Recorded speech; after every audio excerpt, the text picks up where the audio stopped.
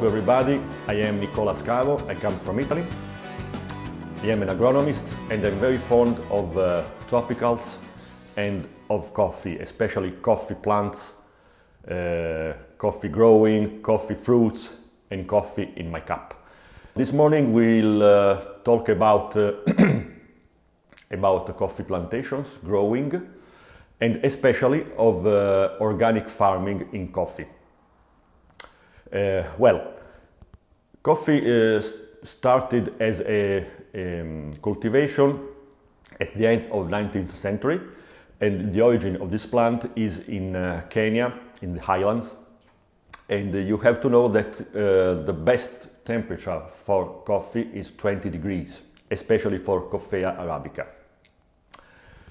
Which means Coffea arabica? There are a lot of species, more than 100, among the genus Coffea, but most important are two species, Coffea arabica and Coffea canephora.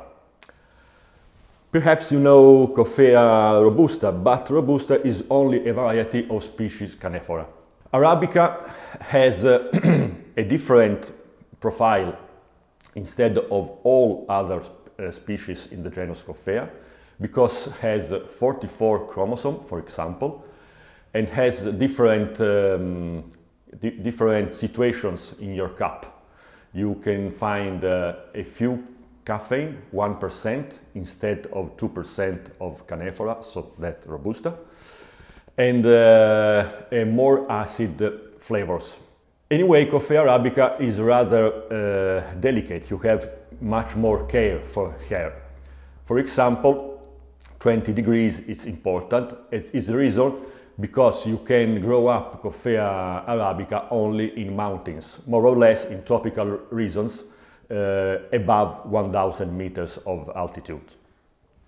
About nutrition, coffee is not so needing a lot of elements, the 13 elements that every plant needs.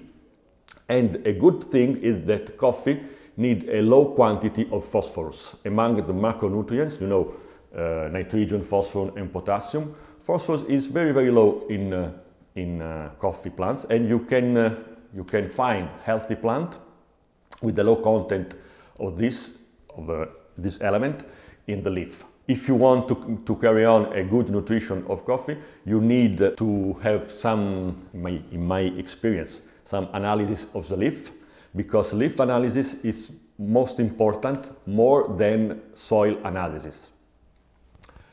You can assess if the content is right. Usually, deficiency of microelements are not so common in coffee, but sometimes you can find deficiency of magnesium, for example, or zinc. If you have plants with a lot of nutrition, with a lot, you know, of nitrogen, of phosphorus and potassium, because you need more and more harvest. If you need more and more harvest, you obtain them, but you have to look, because it may be that plants shows you some deficiencies. About pruning and the shape of the plant, most part of country of origin has plants that have the height of one man, more or less, because you can work by hand for pruning, for harvesting. Sometimes are young people that harvest fruit of coffee, the so-called picking. And for this reason, the plant has the height of a man. If you don't prune, the plant can grow up to perhaps 7-10 meters. It's very, very high. But with the one cut at the beginning of the growing, you can stop the plant and then they grow only on the branch, on lateral branch. It's not impossible to grow up coffee plants in other shapes. For example, we saw with Coffee Project, we saw plants with 2 and 20 meters. 2 and 20 was the topping with the round hedge, but they are so height, they are narrow on the row, more or less 50-60 centimeters, and between the rows you can see 3 meters and a half. Are a very strange situation, but to obtain more and more production. The most important is to avoid the suckers. So-called suckers are some shoots that are grown in vertical situation, searching light, but they are not productive, so you have to cut them. You have to avoid the growing. And then, about diseases. Most important disease is rust. Coffee rust is spread all over the world, but for our lucky, just exists some varieties that are rust resistant. Rust resistant varieties are the progeny of one hybrid, a very special hybrid between Canephora and Arabica, so-called hybrido de timor. Was a spontaneous hybrid that is rust resistant and nematode resistant. What's rust? Rust is a fungus that affected leaves, and with the hard infections, you can see that the leaves that fall down, so that plant don't have photosynthesis without leaves.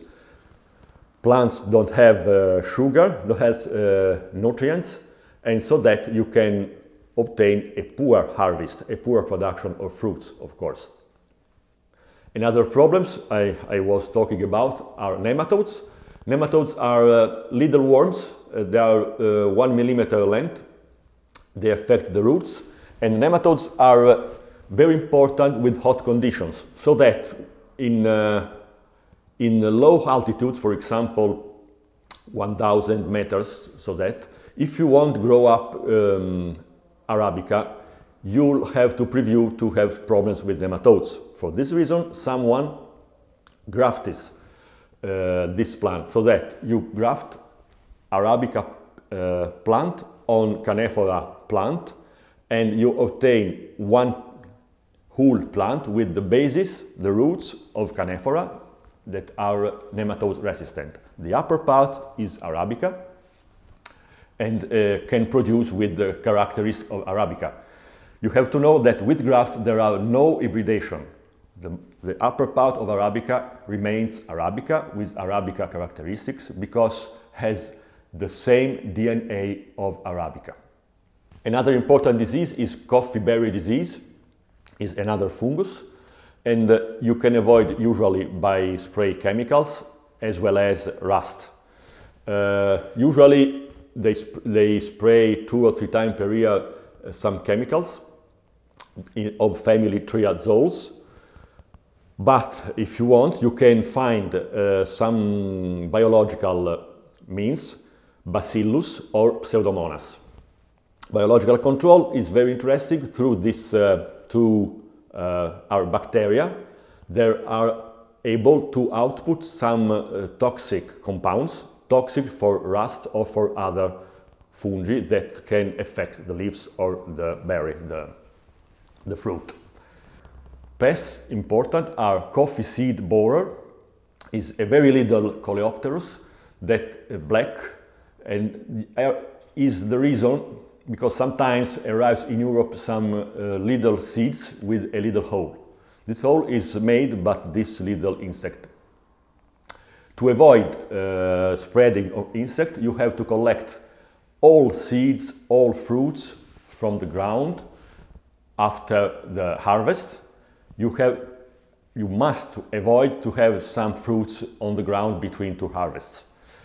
Another good system to avoid the spreading of this insect is to introduction in the field of Beauveria bassiana, is a fungus, or some nematodes, beneficial nematodes, and they are very effective in searching this insect and kill him. Are 2 new means of biological control. Because of coffee leaf miner, or bicho mineiro in Portuguese if you prefer, coffee leaf miner is a little Lepidoptera larvae that can survive in the middle part of the leaf. eats the green part, so that you can say only a silver little design on the leaf, because you can see only the two skins of the leaf. This can be very important in our crops, so that you can treat with chemicals, if you prefer, or in biological control with Bacillus thuringiensis, that is a bacteria, the most important means of biological control all over the world is Bacillus thuringiensis varietà Coustaki. Then you can use a biotechnical product, is a molecule so-called spinosad, and this is obtained biotechnologically to grow up Saccharopolyspora spinosa. I apologize because our difficult name to understand, to remember. And another means it may be with beneficial nematodes too. Beneficial nematodes, once again, are able to search its victim and to kill it. Well, sometimes someone asks me if it's possible organic farming in coffee plantation too. The answer is yes, it's possible. We have to think to three steps. The first one is about weeds control. You have to avoid chemicals, not herbicides, but only chemical killing of these weeds. It's rather important as spent in employment, but it's very important for coffee plants, not only to respect the environment. Then another step is nutrition. You have to avoid chemical nutrition, and you have to add more and more organic matter. You can bring organic matter from several sources. The best one is to use compost. Compost means to put together organic matter from leaves, from little shoots, fruits, and to obtain a fermentation. And after 2-3 weeks, it depends on the temperature, on the way of work, you obtain a good organic nutritional mix. In this compost you can add the pulp and the skins of coffee, and in this way you add phosphorus too. Perhaps you remember in the previous time I said that phosphorus is not so important in quantity, because coffee requests only a little quantity of phosphorus. With the skins and pulp you add the phosphorus, not the needed, but almost the needed. Then in compost you add not only chemical elements, are 13 the needed chemical elements, but you add also organic matter. Organic matter is important for the ground, for the structure of the soil, and to have an exchange, cationic exchange, that is very important for storing of water and storing of nutritional elements. More, with compost you can add microorganisms to the soil and to the root ball. Microorganisms are very important because of several reasons, but most important is that soil is living, is not a dead material, so that roots can have a better situation, a better capability to absorb nutrients and water too. And then the third step in organic farming is biological control. Biological control means that you not need to use chemical against diseases or pests in coffee. The first step in this biological control is prevention. Prevention means that, for example, if you have problems with nematodes, you can use only varieties that are nematode resistant, and in other In other countries, they use grafting Arabica on Canephora. That is a good means for overcome nematode diseases, because Canephora is nematode resistant. Another good way to prevent is to use varieties that are coffee rust resistant, are varieties that are the progeny of Hybrido de Timor, Castillo, for example, Ateng, and so on. Another good way to improve biological control is to improve biodiversity. We visited during the coffee project a very interesting example in Indonesia, in one environment in which only to improve biodiversity means to improve biological control, because in biodiversity you can obtain a larger amount of fungus who kill, for example, Phytophagus. Are the so-called entomopathogenous fungi. Is a good way to defeat, for example, the coffee seed borer, so that so-called broca in Latin nations. And another way to defeat coffee seed borer is to use beneficial nematodes that can enter inside the insect and kill it.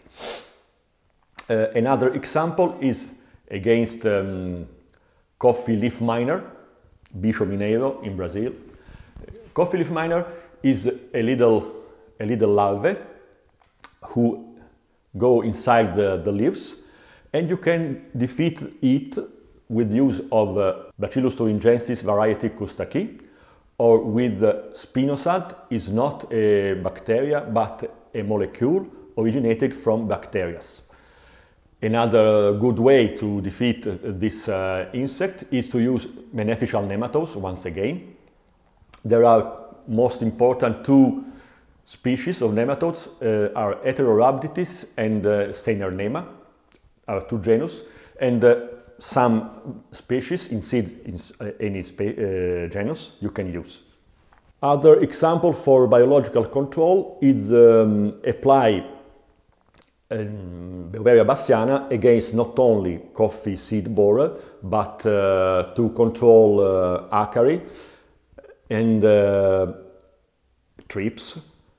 Another example is to use ladybugs. One ladybug is Cryptolemus montuseri against Planococcus. Planococcus is a leader insect that usually attacks citrus and other of lemon and so on, and sometimes attacks coffee where shading is too much shaded. In this situation can be dangerous, so that you can put in Cryptolemus montuseri, and is a predator who kills Planococcus.